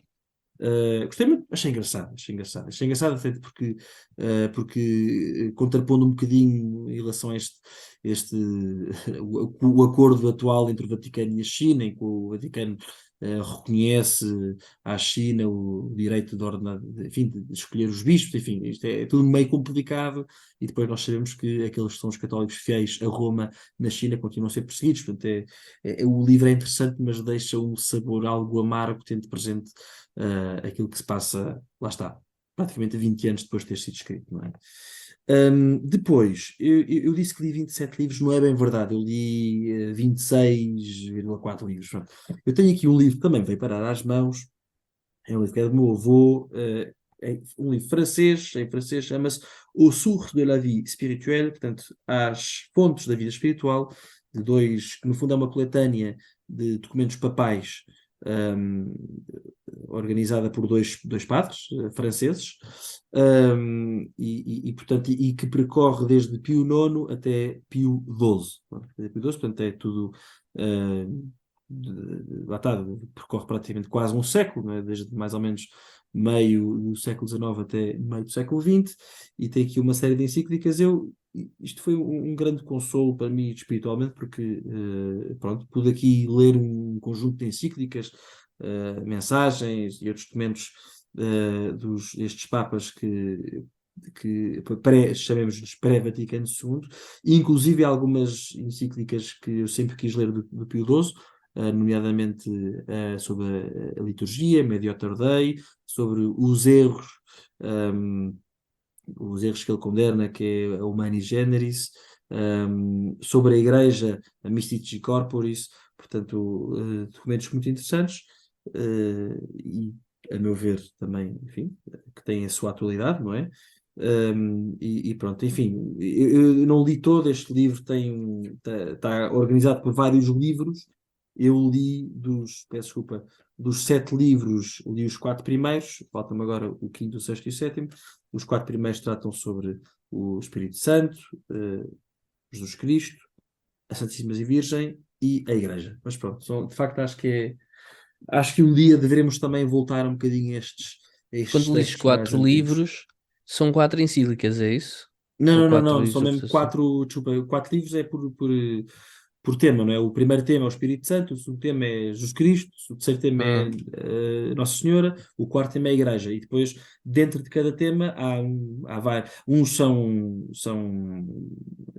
para alguns, as encíclicas são, enfim, reproduzidos por inteiro, noutros são apenas partes das encíclicas, mas pronto, de facto é uma. ok, Vou agora ok. continuar no É próximo ano e interessante. terminar, E é em mas francês? é muito interessante. É em francês, sim. A versão que veio para as mãos Extraordinário. foi em francês. É em francês. Hum, Agora, 2 livros de um autor que eu recomendo muitíssimo, um autor americano, chamado Brant Peter. Brant, lê-se Brant, Peter é Pitre. Brant Peter é um americano, é um exegeta americano, é um estudioso da Bíblia, e eu li 2 deles. O primeiro chama-se Jesus the Bridegroom, portanto, Jesus o esposo, e é editado pela Image, que é, tanto quanto sei, uma editora católica americana. O segundo li em português, editado pela Lucerna, que precisamente tem estado a editar agora as obras dele, chama-se Jesus e as Raízes Judaicas É da isso, judaicas. Eucaristia. Já Mas tem isso é muito. relativamente recente ou não? Se não é recente, lembro de ter visto O livro é pelo menos um o anúncio. livro, ou seja, as Não, a edições edição da portuguesas Lucerna. é a edição de Lucerna é deste ano, exatamente, está aqui, maio de 2022. O livro em si agora estou aqui a ver se encontro rapidamente a primeira edição, mas sim, é alguns, enfim, 2016, enfim, portanto, mas também é recente, pronto. Inclusive, este das raízes judaicas da Eucaristia é prefaciado pelo Scott Hahn, portanto, eles têm, creio que, uma mútua admiração. E este Brand Peter, portanto, tanto neste livro sobre as raízes judaicas da Eucaristia como Jesus, o esposo, não é? São livros fenomenais. O que é que este Brand Peter traz, se quisermos, enfim, de novo, enfim, tanto quanto eu sei, mas pelo menos em relação àquilo que eu li, é que para além dele trazer todo o seu conhecimento em relação às Sagradas Escrituras, não é? E explicar, no fundo, o Novo Testamento à luz daquilo que era toda a esperança e toda a expectativa do Antigo Testamento, ele também coloca o Novo Testamento à luz daquilo que são outros documentos da tradição judaica, como seja Talmud, um, agora devia ter aqui os palavras, mas enfim, são aqui é um conjunto de documentos, se quisermos, da, da, da tradição judaica, alguns que antecedem, outros que, que são contemporâneos de Jesus e outros que até que são escritos depois, mas em que está contido também, se quiseres, aquilo que era a expectativa dos judeus. E muitos desses documentos explicam, enfim, tanto a questão de Jesus como sendo o esposo, como a questão das raízes judaicas da Eucaristia. É muito interessante. É o Talmud da Babilónia, estou aqui a ver, peço desculpa, a Mishnah, os Targums, o Midrashim, os manuscritos do Mar Morto, as obras de Flávio Josefo, não é? São estas fontes em que ele também vai buscar para explicar. E é muitíssimo, é mesmo muito, muito, muito bom. Este Brand Peter recomendo muitíssimo. Sei que em português, para além das raízes judaicas da Eucaristia, também estão as raízes judaicas de Nossa Senhora, salvo erro, acho que é esse o, o título, e recomendo mesmo muito, e já há bocado falavas do padre Miguel Cabral, e ele disse, não leva mal, mas há uns dias disse-me que, para mim, ele disse assim, para mim, agora neste momento, os melhores são o Scott Hahn e o Brand Peter, pronto. Portanto, coloca o Brand Peter ao nível, ou pelo menos muito próximo do Scott Hahn, e para quem conhece Scott Hahn sabe que é muito bom, portanto este Brand Peter Sim, é também. difícil estar ao nível. Não, mas este Brand É Peter é difícil sequer francamente chegar lá muito bom. perto, quanto mais estar ao nível. E pronto, portanto, estes dois do Brand Peter recomendo muito. Para concluir aqui a secção leitura religiosa, espiritual, um, três livrinhos, dois deles faziam parte não, creio que só um é que fazia parte, peço desculpa, daqueles que eu ia ler. Não, mentira, dois deles faziam parte daqui do meu plano de leitura. O primeiro, Crossing the Threshold of Hope, portanto, atravessando o limiar da esperança, a famosa entrevista de Vittorio Messori ao Papa João Paulo II, não é? O primeiro livro de entrevista de um Papa, portanto, tem assim este caráter fundacional neste género que já depois com Bento XVI e agora com Francisco se tornou já normal para os dias de hoje, mas na altura não foi. E enfim, é muito bonito, porque no fundo é vermos aqui a história deste homem santo, não é? Em termos de entrevista e falando sobre, enfim, todos os temas e mais alguns. Sem papas na língua, sem papas na língua. Outro livro também de João Paulo II, este não estava na minha lista, chama-se Levantai-vos, Vamos. É uma autobiografia do Papa João Paulo II sobre a sua vocação episcopal. Portanto, sobre uma autobiografia sobre o seu tempo enquanto bispo auxiliar e depois arcebispo de Cracóvia. Também é muito bonito, acabei recentemente, agora no final do ano. Um, e é muito interessante. No fundo, é uma autobiografia que, no fundo, são meditações em relação à vocação ao episcopado, a ser bispo.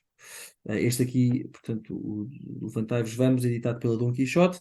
E, finalmente, um livro também algo antigo, editado pela Verbo, este também tinha dito que ia ler e li. Diálogos sobre a fé portanto, é a entrevista do mesmo, de Vittorio Messori ao Cardeal Ratzinger. Em inglês, o nome é mais conhecido, é o chamado The Ratzinger Report. Portanto, é também um livro Ah, muito, enfim, muito importante, em que no fundo, o Cardeal Ratzinger, fala dos na anos do altura, concílio, eu acho que fala, é. fala tal e qual, tal e qual. E é um livro em que na altura o Cardeal Ratzinger, que era já perfeito para a congregação da doutrina da fé, no fundo se deu a conhecer ao mundo, isso, deu a conhecer ao mundo, como lá está, como este, sei lá, vou-lhe chamar conservador vanguardista, se quiser, ou conservador criativo, não é? Este homem profundamente radicado na fé e na tradição da Igreja Católica, mas um homem do nosso tempo, não é? Um homem que sabia falar, que sabia e sabe falar aos homens do seu tempo, que sabe olhar para a frente e que sabe interpretar, e que, a meu ver, faz a correta interpretação do concílio, não é?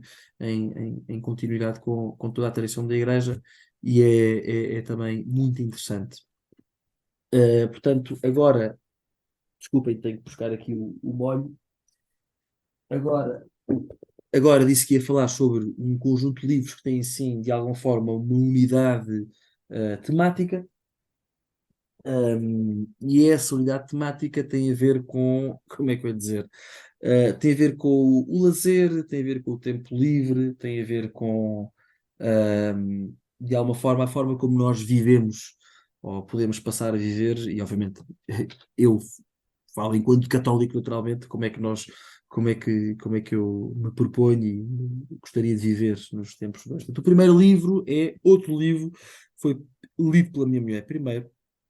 Na realidade, foi lido por um padre amigo nosso, Bernardo, que num grupo de WhatsApp que temos em comum nos mandava fotografias deste Já livro. sei qual é que é o livro. O livro chama-se O Despertar da Menina Menina Prime, é Peri. escrito por uma espanhola, Natália San Martín Fenolheira. Uh, Bem, esse é o este, livro do ano, puxa. este é o livro do ano, é verdade. É editado pela Porto Editora. E este padre amigo nosso mandava-nos fotografias assim de partes de passagens. A menina prima, menina prima, menina prima. Eu achava que menina prima deve ser, sabe, ser um livro dos anos 40 que fala sobre a vida no campo e não sei o quê, o que seja. E só depois é que percebi que não, que o livro é de 2013, então é um livro bastante recente, e a minha mulher leu e adorou e disse que eu tinha que ler, e de facto eu li e gostei muito. É, é um livro, é um romance, convém dizer, e é um romance é a história de uma bibliotecária que aceita ir trabalhar para uma aldeia fictícia, que creio que no meio dos Pirineus, se não estou em erro, e no fundo essa aldeia, no fundo é uma comunidade que vive, que decide sair da cidade para viver uma vida autenticamente, podemos dizer, humana, viver a fé de forma autêntica, preservar a cultura, retomar, ou seja, fugir do mundo, se quisermos, moderno e tecnológico, e voltar aos meios antigos, não é? O ensino de forma tradicional, em casa, voltando aos clássicos. É muito interessante. O livro é muito giro, não é? Um, e é um livro que foi bom porque acabei por lê-lo, enfim, no mesmo ano li outro livro que, enfim, cujo conceito é muito parecido, embora este segundo livro seja um bocadinho mais polémico, um livro que se chama The Benedict Option, do Rod Dreher. Portanto, Rod Dreher é um americano, um cristão americano, que escreveu este livro de Benedict Option, portanto, a opção beneditina, fazendo referência, obviamente, a São Bento, e aqui a referência tem a ver com São Bento na altura das invasões bárbaras, não é? Que, no fundo, que destruíram o Império Romano. São Bento o que é que faz? Afasta-se do mundo, recolhe-se e cria uma comunidade vibrante, forte, vibrante, enfim, na fé e naquilo que foi na, na, na conservação de toda a cultura, enfim, daquilo que ele conseguiu conservar de cultura clássica, e a partir daí, a partir dos mosteiros, não é? E tu creio que leste no ano passado um livro do Papa Bento sobre São Bento, não é? Esta questão depois que os mosteiros, no Exatamente. fundo, depois, quando estabilizou, se Chama-se mesmo quisermos, Europa de Vento. Acho que é, exatamente, era. se me recordo bem. quando estabiliza, não é, nas pós-invasões bárbaras, quando estabiliza, enfim, a vida na Europa, é a partir dos mosteiros que tudo se cria, não é? A agricultura, as escolas, e com as escolas, obviamente, a transmissão da cultura, etc e tal. E pronto, enfim, o livro, obviamente, o livro não é um livro de história, não fala sobre isto, mas usa este período da história de São Bento como uma analogia para aquilo que ele propõe ser uma solução para os nossos tempos, não é?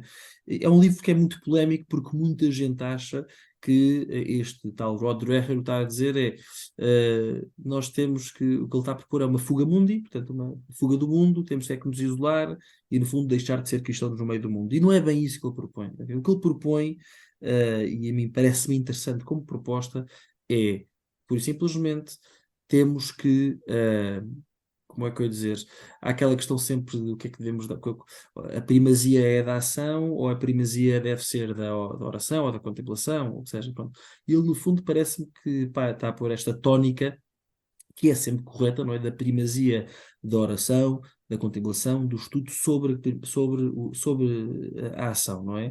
E o que ele diz é, enfim, a primeira parte do livro enfim, é algo depressiva, que ele, basicamente o que ele diz é a luta está perdida, não é? A luta para os cristãos, a luta pelos valores tradicionais está perdida. Portanto, aquilo que temos que fazer agora é assumir a derrota, e a partir daqui e assumir a derrota, pronto, para ele significa aceitar e acreditar que estamos prestes, ou estamos já a viver uma espécie de cataclisma, daquilo que é desmoronamento daquilo que é a sociedade ocidental, não é? Que ela vai cair, vai estalar, vai arrebentar e que nós, os cristãos, temos que estar organizados em grupos, em comunidades, onde, uma vez mais, como Bento, vivamos a fé de forma autêntica, estudemos, conhecemos a nossa cultura, etc. E tal. Pronto. E eu achei isto muito interessante. Aliás, ele tem um capítulo aqui sobre a educação que gostei muito, mesmo muito, muito, muito.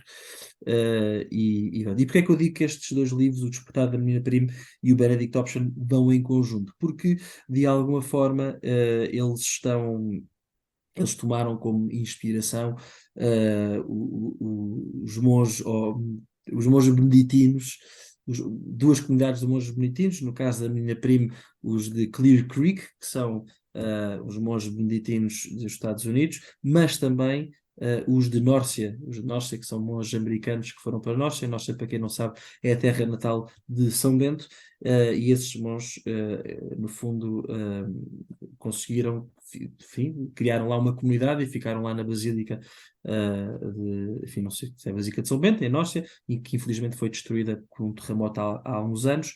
E pronto, esta basílica surge na história da Menina Prime e o Rod Dreher, quando numa fase do livro em que ele explica toda a regra beneditina, ele explica precisamente influenciado e com testemunhos diretos destes monges americanos em Nórcia.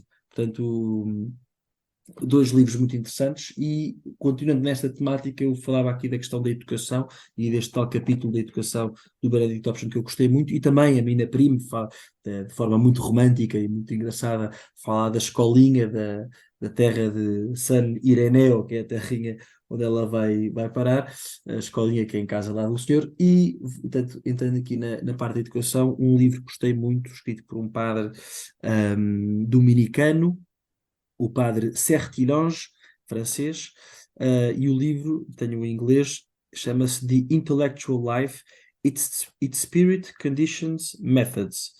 Portanto, a vida intelectual, o seu espírito, as condições e os métodos. É editado pela Universidade Católica da Catholic University of America Press, e é um livro, enfim, fenomenal. É um livro fenomenal. É um livro basicamente escrito por um padre dominicano que, no fundo,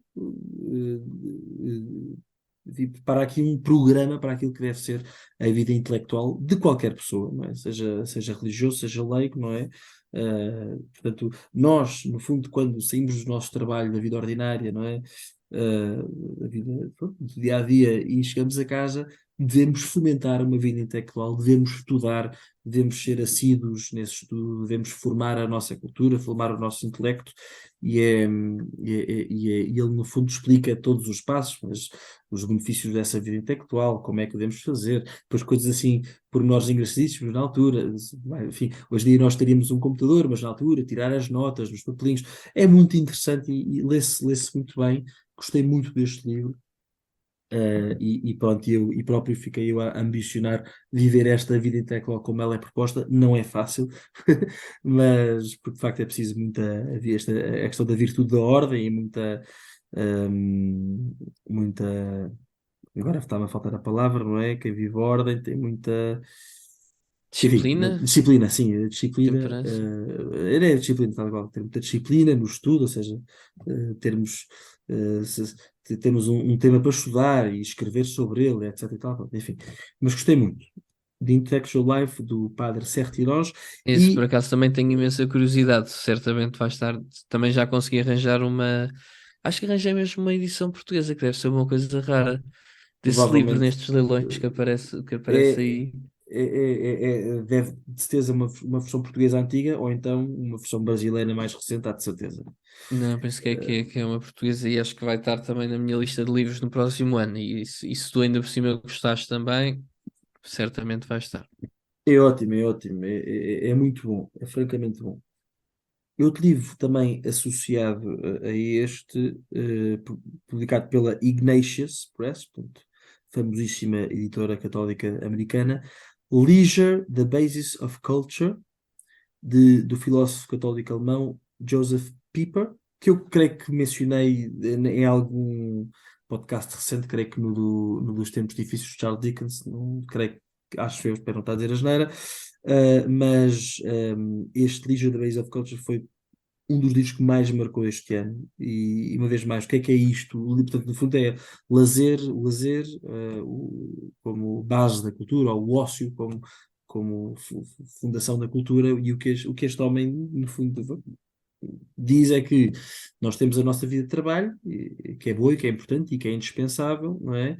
Mas a cultura não é formada na vida de trabalho, a cultura é formada na forma como nós vivemos o tempo de lazer, não é? E ele diz que o tempo de lazer deve ser essencialmente o tempo de contemplação. O tempo de contemplação, ele no fundo aqui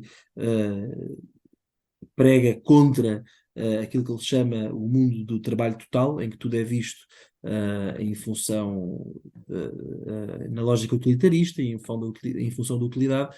Ele diz que não, que há uma parte da vida que é a parte do lazer em que não deve imperar a ideologia utilitarista, mas deve imperar aquilo que é a contemplação, o estudo paciente, e é engraçado que ele vai dizer que o cúmulo do lazer é, é o culto, não é? Portanto, ou seja, o nosso lazer deve estar em última, o nosso tempo de lazer deve estar em última instância ordenado para o culto, e obviamente ele sendo católico, para o sacrifício, não é? Da missa.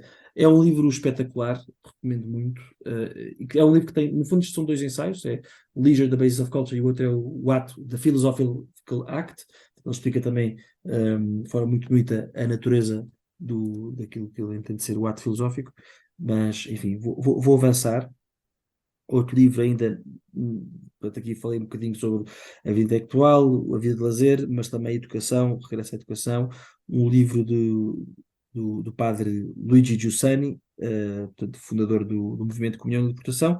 Educar é um risco. Um livro também que gostei muito, embora não seja um livro fácil de ler, de facto, já me tinha esquecido como ler Dom Giussani não é fácil, e acho que não é fácil porque acho que traduzir o italiano dele não deve ser nada fácil, mas é um livro interessantíssimo, e no fundo é um livro. Educar é um risco, pronto, eu gosto desta frase, né? Ou seja, educar não é formatar, educar não é condicionar, educar é essencialmente educar para a liberdade, e ele explica o que é que significa isto, não é? Ele explica de forma muito bonita, não é? Que ele diz que o coração do homem tem exigências de bondade, de beleza e de verdade, não é? Acho que é uma frase, pronto, que tem muito a ver com o nosso podcast, não é? O coração de cada pessoa tem exigências de bondade, verdade e beleza. E ele diz que a tese dele é muito interessante, que é ele está revoltado contra a educação laicista, que no fundo não propõe nada, não é? Ou no fundo quase que deixa o aluno, coloca o aluno numa posição de ter que decidir por si mesmo aquilo que é a realidade, aquilo que é a sua interpretação da realidade, e ele zanga-se contra essa concepção da educação, e ao passo que diz que não, ou seja, uma educação, e obviamente sendo católico, fala de educação católica, uma verdadeira educação deve propor ao aluno, não sequer uma ideologia, mas uma compreensão total da história do homem, da realidade, não é? Ele diz que o catolicismo, o cristianismo, não é? É capaz disso, e que no fundo não devemos ter o medo, não devemos ter medo do risco de educar propondo a totalidade daquilo que é proposto pelo cristianismo, não é? Precisamente dando essa base, ou seja, dando essa interpretação total da realidade ao aluno, ele poderá ter uma base, não é? Uma base para comparar, se quisermos, para comparar com aquilo que será a sua experiência. Enfim, é muito interessante. Educar é um risco Don Giussani, como muitos lhe chamam, mas Padre Luigi Giussani, editado pela Paulus, e depois, avançando ainda nesta senda sobre. Ó Vasco, Diz. desculpa. Que outros, por curiosidade, que outros livros do Dom Giussani é que leste também, para além desse? Já folhei, eu comecei a ler já há muitos anos um que era Ah, Nas Origens da Pretensão Cristã. da Perseguição Cristã. Sim, Exatamente, também. mas na altura ainda era, enfim, não tinha mesmo capacidade ainda. Vou ter que voltar a ler. Mas depois já li alguns trechos também do sentido religioso, Sim, mas pronto, mas já foi há algum tempo. Mas isto para dizer que já me tinha esquecido, como de facto não é muito fácil ler não é fácil. Luigi Giussani. Mas uma vez, eu acho que tem mesmo a ver também com a tradução do italiano para o português. Ele Uhum. tem frases muito longas. hum, mas enfim, mas a primeira parte é bastante perceptível e, a meu ver, funciona muito bem. Enfim, consegue ali transmitir o que é que significa este risco que nós devemos assumir na educação. Espetáculo. Depois, um livro agora, ainda neste tema de usar o uso do tempo livre, uh, e é escrito por um autor muito recente, que se chama Cal Newport, um autor que me foi recomendado até por um grande amigo nosso, o Nuno Castelo Branco. Não este livro, por acaso ele aconselhou outro, mas este livro chama-se Minimalismo Digital. Viver melhor com menos tecnologia. Uhum. É publicado pela Atual, que é a chancela de Atual, é uma chancela enfim, agora não estou a chegar lá, não faz mal. Mas aqui não é chancela de nada, é mesmo só Actual. Este minimalismo digital, este Cal Newport é um tipo interessantíssimo, é um professor em Georgetown, salvo erro de programação, se não estou em erro, e é um tipo que advoga por uma vida em que, ou seja, a tecnologia tenha um impacto mínimo na nossa vida, não é? Tenha um impacto apenas estrito e necessário. E é muito engraçado, ele, no fundo aqui, qual é que é o tema dele, do minimalismo digital? Ele começa por referir aquilo que hoje em dia é um grande problema no mundo atual, que é o problema da economia da atenção. O que é a economia da atenção?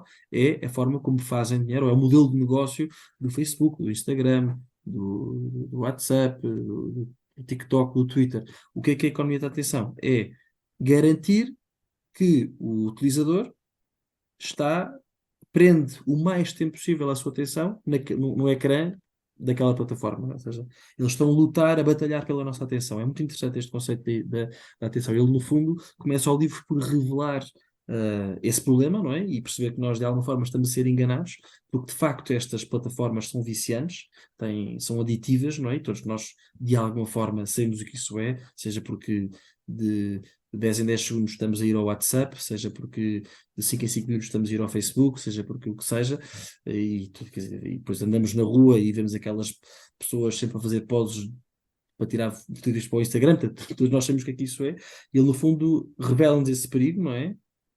No fundo estamos aqui a ser um bocadinho escravizados por estas empresas de Big Tech, E advoga depois, tem assim um daqueles, isto tem uma parte de aqueles livros de autoajuda, não é? Que é um período, se quiseres, de convalescência, em que durante, não sei se é 30 dias, agora já não me lembro bem, mas durante um mês cortamos com toda a tecnologia e depois, passado esse mês, vamos ver aquilo que eram as aplicações que tínhamos e vamos escolher só aquelas que de facto são mesmo importantes, não é? Tipo, no meu caso, imagina, seria a aplicação da Caixa de Depósitos, o MBWay, está a ser o género. Só E coisas de dinheiro, depois, só coisas de dinheiro. só coisas genéricas, sabes que é só coisas genéricas. E depois o WhatsApp a falar com a família. Mas é muito interessante o livro, e depois é interessante porque ele depois, ou seja, o livro está, grosso modo, dividido em três partes. A primeira parte expõe este tema da economia da atenção, não é? E no fundo diz-nos: cuidado, tu estás escravizado e não te apercebes. Número dois, propõe esta parte da autoajuda, não é? Vais largar tudo o que tens de tecnologia, vais passar um mês inteiro a ler e a fazer e a sair à rua, não sei o que é. E depois, terceira parte, ainda na segunda parte, e depois no final dos 30 dias vais retomar as tecnologias, mas só aquelas que precisas, e depois na terceira parte dá assim alguns exemplos de pessoas, no fundo, que passaram por este período ou melhor, que adotaram uma vida digitalmente minimalista, e são várias histórias, pessoas que no fundo passaram enfim, sei lá, a ler mais ou a fazer trabalhos manuais, enfim, que passaram a ocupar coisas que os deixa mais, podemos dizer, mais completos, mais humanos, no fundo, não é? Porque também há aqui estas coisas das tecnologias também nos retiram muito a humanidade, não é? E vemos isso, por exemplo, com estas patetices dos metaversos, não é? Que é um bocadinho a abolição mesmo da humanidade, porque está a dizer que o mundo virtual é melhor do que o mundo verdadeiro. Enfim, continuando, peço desculpa, estou aqui a demorar um bocadinho. Outro tema que também tem a ver com Vasco, a atual uh, eu acho que é da Almedina, não é uma chancela, mas faz parte do grupo. a Almelina, pronto, está bem, então pronto. A atual faz parte da Almelina, ainda bem que tiveste a ver, obrigadíssimo. Olha, desculpa, estava aqui na contracapa, Grupo Almedina, obrigadíssimo, Bernardo. Também a ver com o Enganei-te. tempo livre, um livro que também que me propus ler e que eu li, Your Brain on Porn, de um autor americano chamado Gary Wilson, e pronto, foi um livro bastante importante para mim para ler, porque pronto, o Bernardo há bocadinho mencionou lá uma entrevista que eu dei à Rádio Maria, que de facto eu tive um problema com pornografia na minha vida, e este livro que este ano ajudou muito, enfim, graças a Deus, um problema já com alguns anos, mas este livro ajudou-me a perceber exatamente o que é que a pornografia faz, os efeitos da pornografia no nosso cérebro, não é? E de facto é, é muito interessante, mas mais do que interessante é muito assustador, não é? Perceber enfim, como é que isto é permitido, como é que não há um movimento, se quisermos, um movimento, enfim, seja cívico, seja o que for, um movimento que esteja de facto orientado, enfim, existe um movimento orientado na luta contra a pornografia, mas enfim, não há. eh, Peço desculpa, não me está a vir a expressão, não é? Não está, Não é diria, suficiente, não representativo, é não representativo, está não está suficientemente organizado, não há, sim, não há, não há implementado. suficiente, não há awareness, não Pois há isso. partilha de conhecimento suficiente para que as pessoas saibam exatamente qual é que é o problema da pornografia. Muitas pessoas acham, pronto, é uma coisa de crianças e eles depois passam por isso e ponto final, mas sobretudo as gerações mais velhas acho que não têm mesmo noção.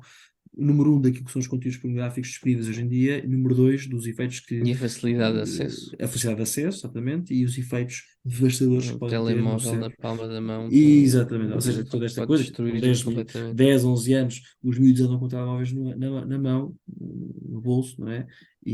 Portanto, isto torna-se, enfim, acessível de forma muito fácil. Este livro, devo dizer, só para quem o queira ler, e acho que se isto for um tema que interessa, devem ler, mas atenção, é um livro que tem uma linguagem, por vezes, um bocadinho crua. Não é?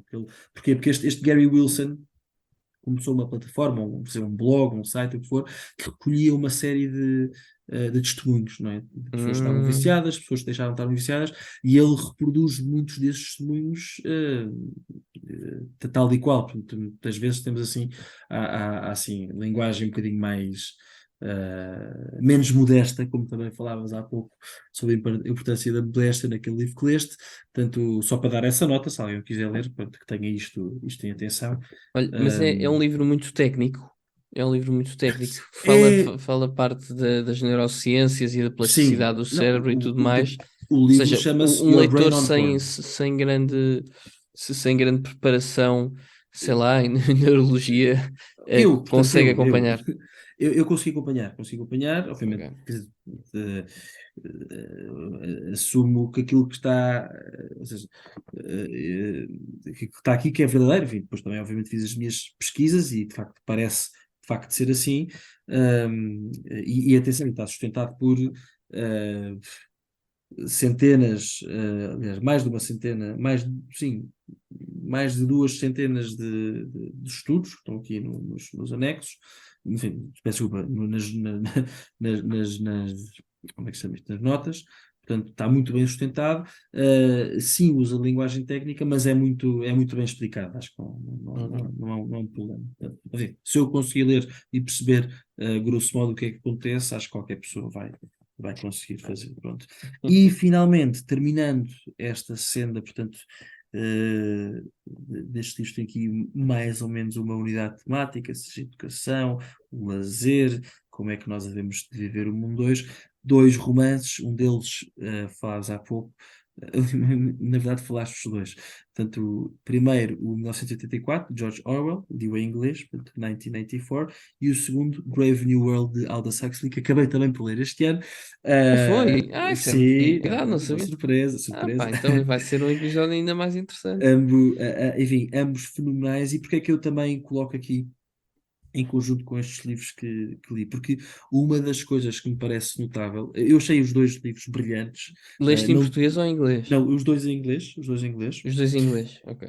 não consigo, portanto, na versão original, não consigo dizer qual é que gostei mais. Percebo o que é que tu dizes, que o Brave New Percebes o que é World que é eu quero mais dizer com perturbador. desconforto? É perturbador. Sim, mas achei o do George Orwell mais depressivo.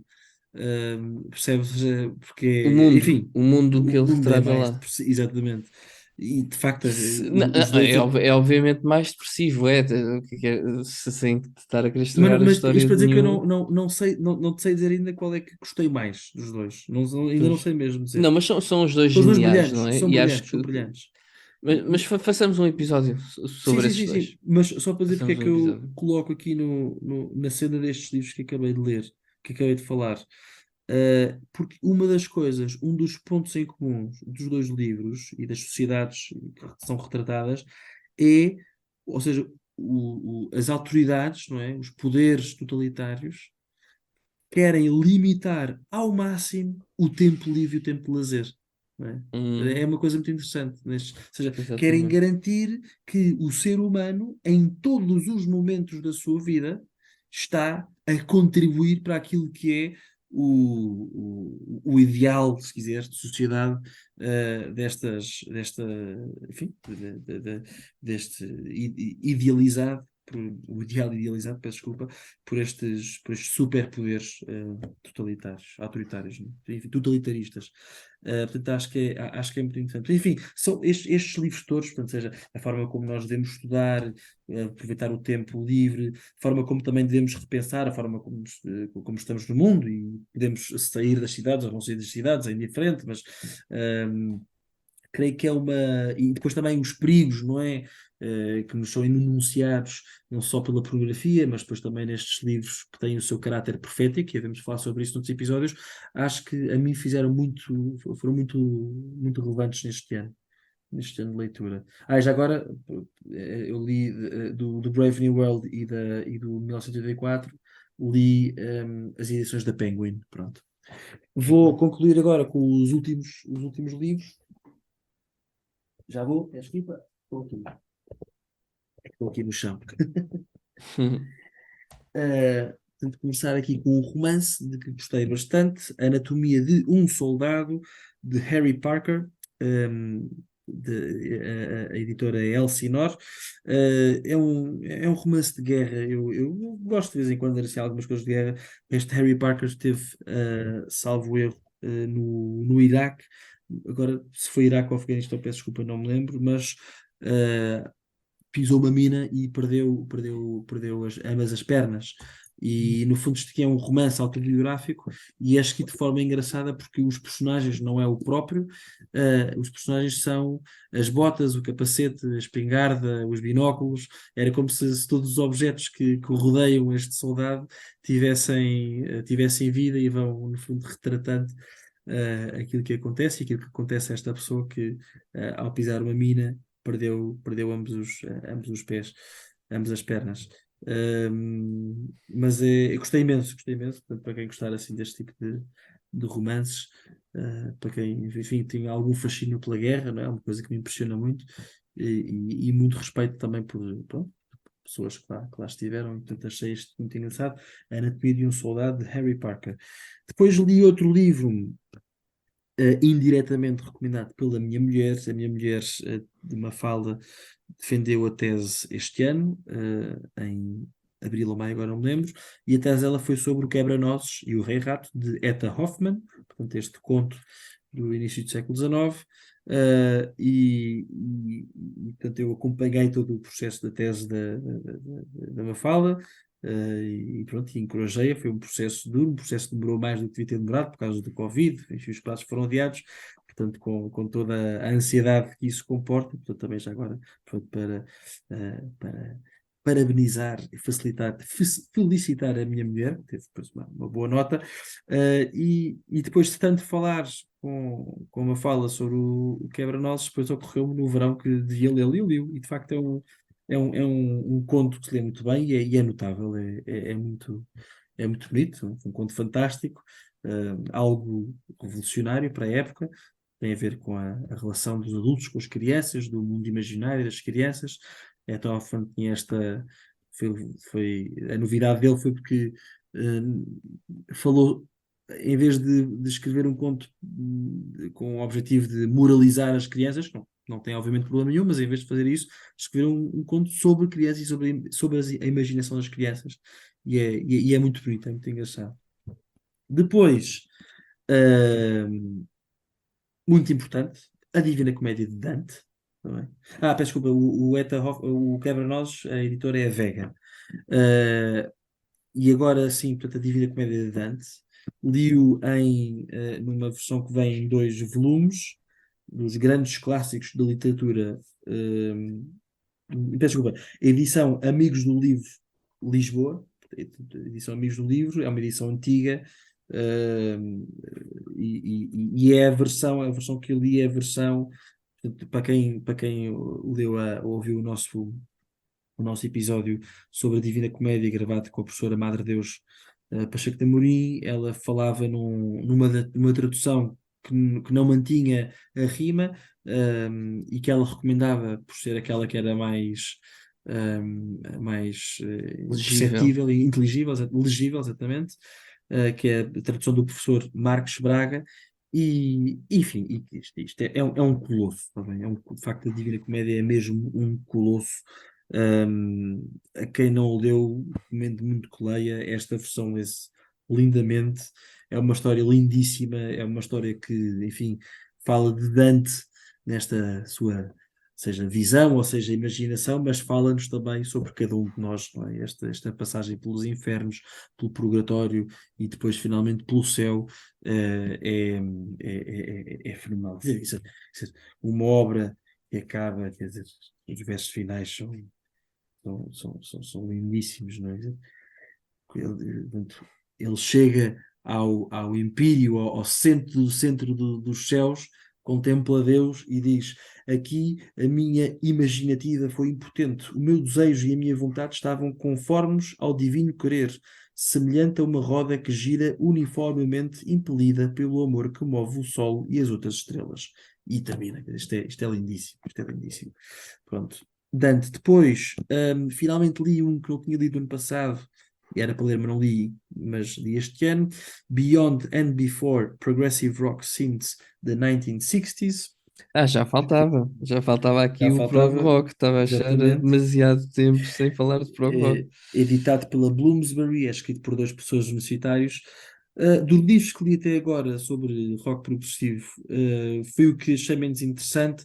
Um, são dois professores universitários, portanto, no fundo, eles fazem aqui uma análise, porventura mais esquerdoida da história do rock progressivo. É interessante, mas só que há muito aquela tendência intelectual de esquerda de desconstruir, desconstruir, desconstruir, desconstruir, desconstruir, desconstruir, desconstruir tudo até ao tutano, esvaziar a música também da sua qualidade de mistério e depois ter aquela interpretação sempre muito social, etc.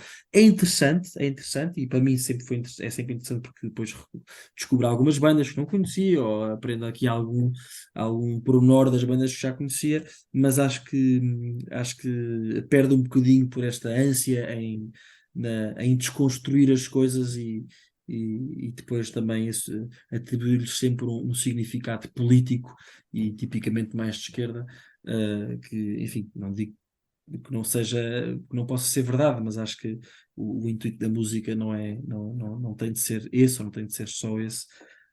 Aliás, no primeiro episódio sobre rock progressivo, eu defendi que não é propriamente uma música de intervenção, não é? Embora obviamente possa tocar tocar em temas sociais, mas não é claramente a parte estética, a meu ver, sobressai, e a parte estética tem o seu quê de mistério, e pronto, isso é um bocadinho colocado, postulado aqui neste livro. Mas gostei, é interessante. Estou a terminar outro livro que eu disse que ia ler, um livro mesmo de puro lazer, Notes from a Small Island, do Bill Bryson, editado peço desculpa, eu tenho isto aqui escrito, pela Black Swan, peço desculpa. É um livro divertidíssimo, portanto, o Bill Bryson é um tipo muito engraçado, é um americano que viveu em Londres e depois em 20 anos, e depois em 95 ele vai-se embora, enfim, viveu em Inglaterra, para ser mais concreto.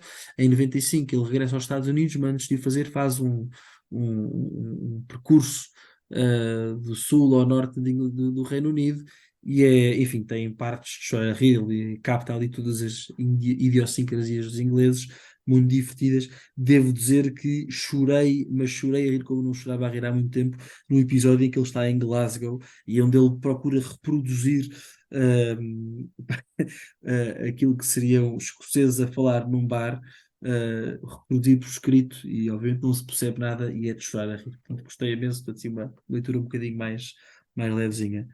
Li a Utopia de Thomas More, de São Thomas More, peço É pá, desculpa. tu A passas de uma Utopia, coisa levezinha para uma coisa pesadona e tens isso vamos lá organizado ver. por tópicos. A Utopia, enfim, aqui editado pela Coisas de Ler, a Utopia é um livro que tem Coisas de ler. Coisas de Ler, é assim que se chama a editora, pelo menos, 111 páginas, lê-se bem. E, enfim, está dividido em duas partes. A primeira parte é um, um encontro um, enfim, do próprio Thomas More, com mais creio que é um eclesiástico e um tipo chamado Rafael Iteludeu, onde este Rafael critica lá um conjunto de coisas da Inglaterra da altura, e depois o livro segundo é este tal Rafael que esteve na tal ilha da Utopia. Utopia, para quem não sabe, o topos, a origem grega da palavra, significa lugar nenhum, não é? Topos é lugar, o é uma espécie, quer dizer, seria o prefixo, não é de negação, mas o prefixo diz que não existe, portanto é o lugar, é o topos que não existe, é o lugar que não existe. Portanto, tem esta troca, este jogo de palavras, enfim, não é de palavras, de conjunção, de junção deste prefixo com a palavra lugar, e é muito interessante. É um livro que eu, obviamente, acho que é daqueles livros que, se lermos como eu li, sem notas, ou melhor, isto tem umas notas muito pouco interessantes, mas sem aqui algum apoio, não captamos bem a essência da obra. Portanto, é interessante, gostei, Pois é a mas ideia que eu tenho. gostava agora de ver se encontro aqui É um livro algum. que precisa de ser estudado, não basta Tal e ser qual, lido, tal e não é? qual, tal e qual. Portanto, agora falta a parte do estudo, lá está. Falava há pouco da vida intelectual, portanto, falta a parte intelectual e do estudo para perceber exatamente o que é que Thomas More Foi quis. por isso que eu estava a dizer que era um livro pesadão, é um livro que é Mas assim, preciso. em Não é termos pesadão no sentido narrativo, de em termos ser de muito narrativa não é grande, nada. não, Não, de não, não, todo. mas em termos de narrativa não é nada pesado, é? Lê-se lindamente.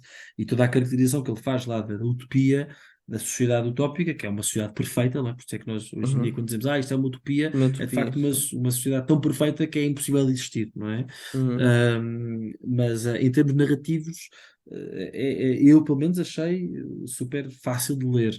Agora, o Sim. que é que Thomas More quis dizer exatamente com aquilo, Pois, é era que nesse é sentido. outra coisa. Isso é Tal que e é outra qual. coisa.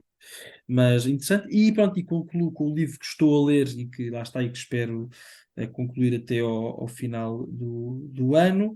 Um, o Concílio Vaticano II, uma história nunca escrita do historiador Roberto de Mattei. Pronto, vou sensivelmente a 40% do livro. Estou a gostar Esse é bastante. que é o 40%.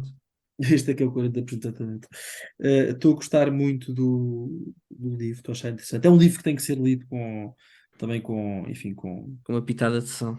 com uma pitada de sal, com um olhar bastante crítico. O Roberto Mattei não é fã de todo do Concílio Vaticano II. Ele, sei lá, enfim, sabemos-lhe um tradicionalista e é um tradicionalista que olha para o Concílio como uma ruptura, mas, para todos os efeitos, é um belíssimo historiador. Portanto, e enquanto historiador, de facto, acho que enquanto obra de história, este livro é notável, é muito interessante. Pronto, obviamente, sendo livro de história, ele não deixa também de colocar aqui o seu cunho, aquilo que é a sua visão, e portanto foca-se muito nas várias peripécias, nas várias controvérsias,